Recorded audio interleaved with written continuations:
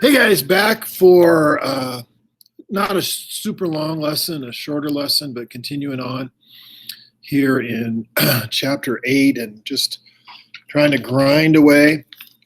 So here we go. Jokes, which is, of course, the most important thing. Let's see. No, I don't know about those. What did one ghost say to the other? Don't spook until you're spooking to. That wasn't too bad. What is a vampire's favorite kind of coffee?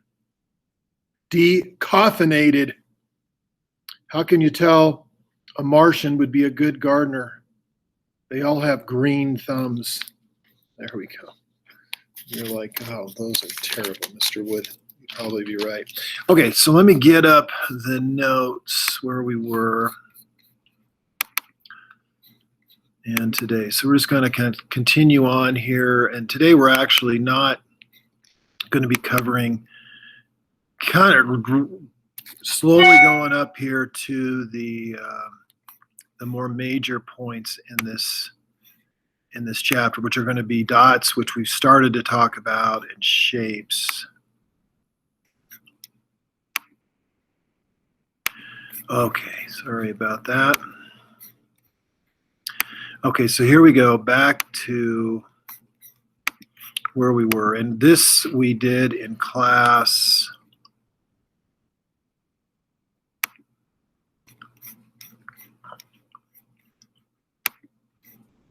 So this we did in class on Friday. So we did the what's behind the thing behind the little white meet google.com. You should try 77, 78, A through C. So we did that for CH2O. Okay, so moving on. Resonance structures. Okay, so resonance structures, and we actually already kind of talked about this. So we're not going to spend a lot of time on this. But sometimes a molecule can't be described by a single Lewis structure, so multiple structures are drawn, of which none actually represent the molecule, but the average of all the structures does represent the molecules. So let me go and do this. I'll just give you again a minute to write this down. But carbonate, which we did in class, but just to review, doing dots. And then again, resonance, when you can draw a structure more than one way. So if I go back here and so let me erase this. So there's actually what we did in class, were the formal charges of that. But if I do carbonate, so let's just do this. So I'm doing the dot structure. And the point here is to again, something I mentioned already, carbonate. When you can draw a structure more than one way, that's called resonance. And not one way isn't correct and the other way wrong. They're the same. But if I count up the valence electrons, carbon is 4, oxygen 6 times 3 is 18, and then -2 is 2. So remember, in doing dots, the first thing we do is we count the valence electrons. So carbon has 4 valence electrons, oxygen 6 times 3 is 18, and -2 is 2. So I get 24 total dots. Okay, off the carbon, or the element that's written first is the central atom. So carbon in the middle, and then the oxygen's around it. So the element that's first goes in the middle, the other elements around it, and then I fill the octets, which really means I just get 8 around everything. And really the one element, there's 3 that are exceptions to this. Hydrogen is the one by far and away. Hydrogen only has 2. Beryllium will have 4. Rarely does beryllium come up, and boron has 6. And that, again, rarely comes up. Okay, so now I count. So I get 24. I have 2, 4, 6, 8, 10, 12, 14, 16, 18, 20, 22, 24, 26. So I have 2 too many. And remember, when you remove or add, it's always going to go off the central atom. So I'm going to remove them off carbon so I get the right dots. And if I stop there, this does not work because carbon doesn't have its outer shell filled. So what needs to happen, and it doesn't matter which oxygen I choose, but an oxygen is going to donate both electrons. They have a name for that. It's called a coordinate covalent bond. So oxygen, I'll just choose this one. So one way we could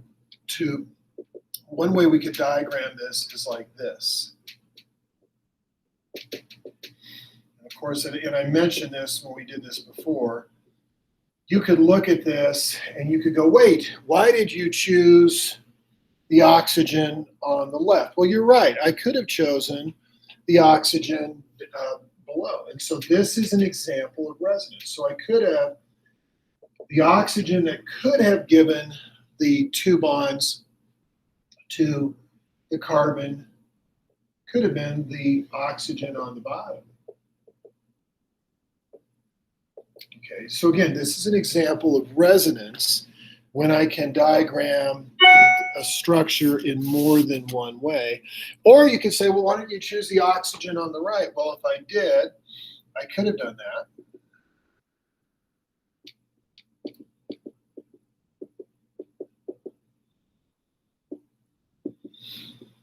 All these are valid, all these are correct, and that's what resonance is. When you can draw the structure for a molecule more than one way, that's resonance.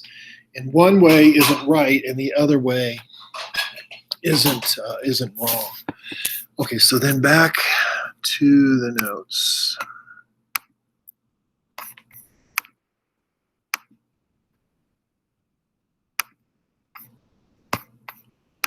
Okay, and then one structure that if you guys take organic chemistry, you'll definitely learn about. And I always, in AP, after we take the AP test, I always like to do a little organic chemistry, and maybe we will this year. We'll just have to see where we're at.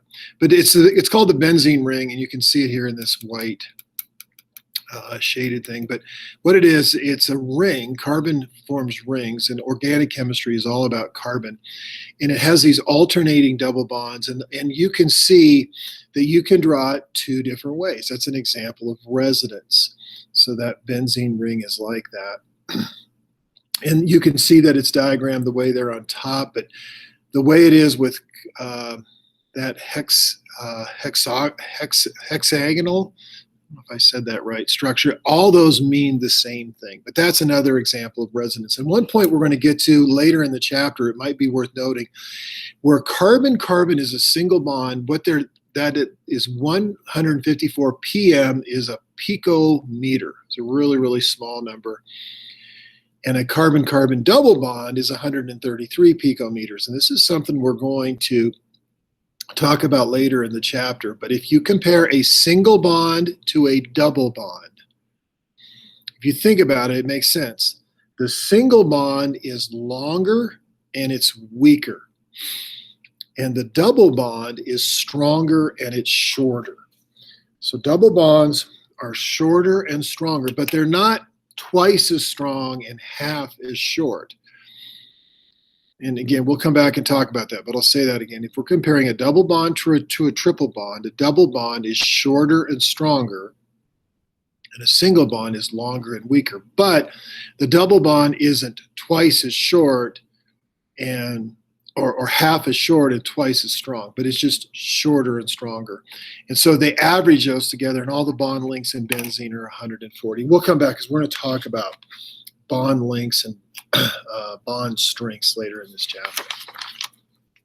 Okay, I'm going to go through some slides fairly quickly here. And again, it's exceptions which come up rarely.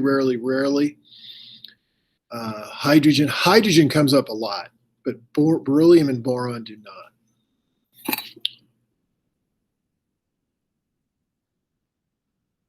So hydrogen is stable with 2 electrons, beryllium is stable with 4, and boron is stable with 6 or 8. Aluminum, same thing. And to me, sometimes, especially on the elements in the first row, second row, and I guess aluminum, the third row, if you fill their outer shells, if you pair up in their valence electrons, they're single dots, you usually make it stable. The key thing on this slide is the idea of a coordinate covalent bond, though. So in this, where we have BF3 combining with NH3, you can see how the N those non-bonded pairs on the left of N would fit right in B. And so boron will sometimes complete an octet with a coordinate covalent bond. So where one element, like I just talked about with carbonate, when one element or one atom gives both the electrons in a bond, that's called a coordinate covalent bond. Okay, that is not a major point at all. This is something for another point in time for you guys beyond our class, but when you have an odd number of electrons. And in chapter 9, we're going to cover, there's two theories about bonding. We're not going to cover the one that explains this better. And again, that would be something at the college level. If you take chemistry, you would do that. But we're just going to skip this page. This, I think, is kind of fascinating. So I want to, this is nothing to write down, but I want to review dots here. So let's just review dots in doing this. Comparing O2 to O3. So here's one of those little accidental things.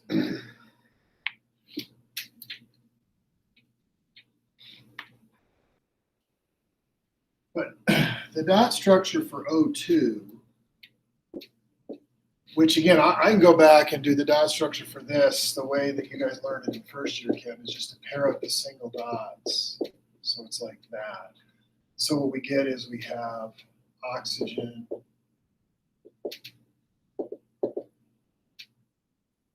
a double bond like that. Okay, but let's look at O3. Now O3, I'm going to do dots the way that I just taught you. So we're going to count the valence electrons. So there's 6 times 3 is 18. So oxygen has 6 valence electrons times 3 is 18. Okay, I have 3 oxygens, so it doesn't matter which one I put in the middle.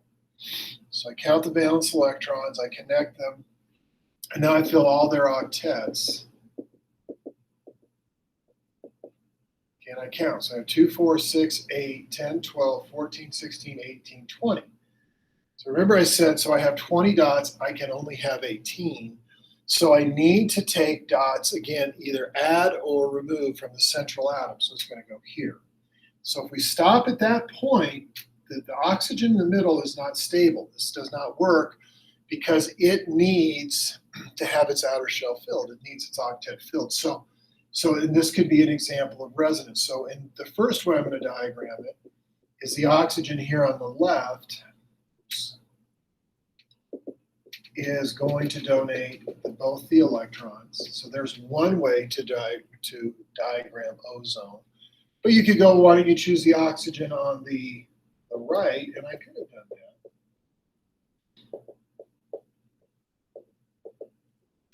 And so again, here's an example of resonance. Ozone can be drawn 2 ways, which back to my example that I'm going to talk about here in a second. O2 has a double bond. Just a double bond. That's a stronger bond. Like I said, a stronger bond and a shorter bond.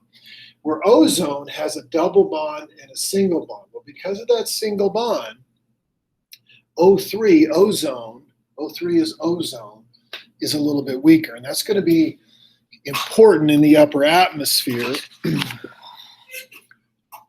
here, and I'll show you. So going back to the notes.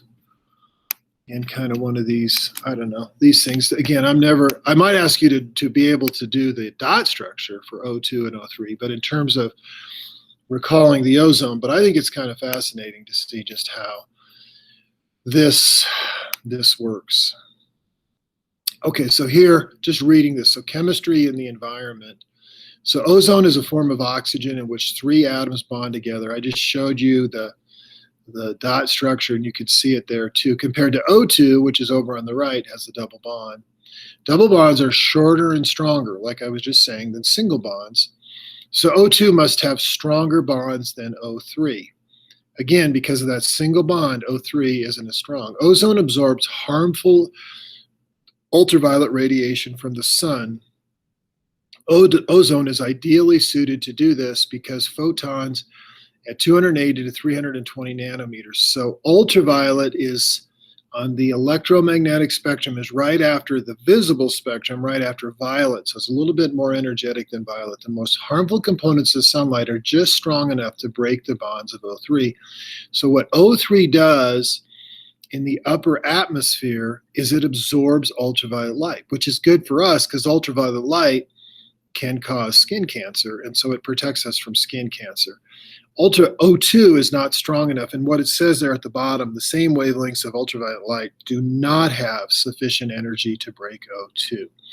So ultraviolet light doesn't break O2, but this is good for us. We live in a place where we are known for many things, some good, some bad, but one of the good things is we're known for being outdoors. We snowboard, we ski, we bike, we go play golf, we play tennis, we hike, we're outside. Well, that means we have more exposure from the sun and the ozone, and we have a higher incidence of skin cancer because of that. But because ozone absorbs ultraviolet light from the sun, it protects us, which is a good thing. So, well, hopefully that makes sense. Okay, so here, and this is just, again, a diagram showing what's going on. Almost done. I want to just do one more thing here. So expanded octet, and this is an important concept. And this is really why when we start getting with a third row on the periodic table and across, we can start to do these different dot structures than we did in first year chem. So occurs with elements in the third period or below. So that means the third row. In addition to S and P orbitals bonding, D orbitals also bond and are available in P3, period 3 and below. So these expanded octets will not occur on the first row, or the second row of the periodic table, but they will on the third row and on down. Okay, so I'm just going to do one here, and then we'll stop, and then we're going to come back and pick up. So we're going to do the Lewis diagram for SF2. Note too here the problems on the bottom. So what you guys can be working on outside of when we meet, you can be working on the lab, you can be working on the questions for Chapter 8. And this week we're going to grind through Chapter 8 and hopefully maybe move into Chapter 9.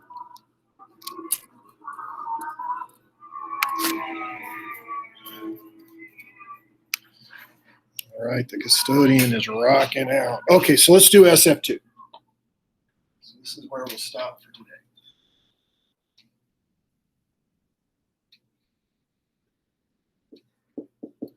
Okay, so I'm going to do the dot structure for sulfur difluoride. So the first thing that I do is I count the valence electrons. So sulfur 6, fluorine is 7. 7 times 2 is 14.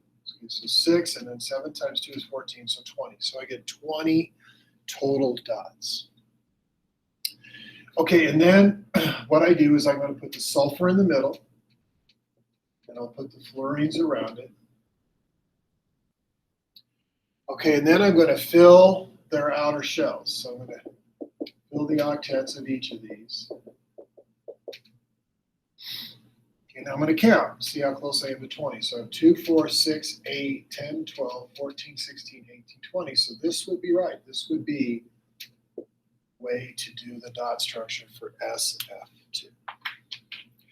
Okay, I'm going to stop there. This is where we're going to pick up. Let me just one last thing. Let me go back here. So things you guys can be working on, and then Tuesday we will Google Meet. And again, we're just going to be grinding through Chapter 8, doing a bunch of dots and reviewing shapes and getting into some new shapes. But what you guys can be working on, and this is where we'll start on Tuesday, but see if you can do the dot structure for SF4 and SF6. See if you can do those. And note too the problems on the bottom. Again, these are things you guys can be working on outside of class. Okay, I'm going to stop there. I hope things are well, and I'll look forward to seeing you guys on Thursday, or seeing your names in those little boxes, which sucks. I like to see your face better. Talk to you Tuesday. Bye.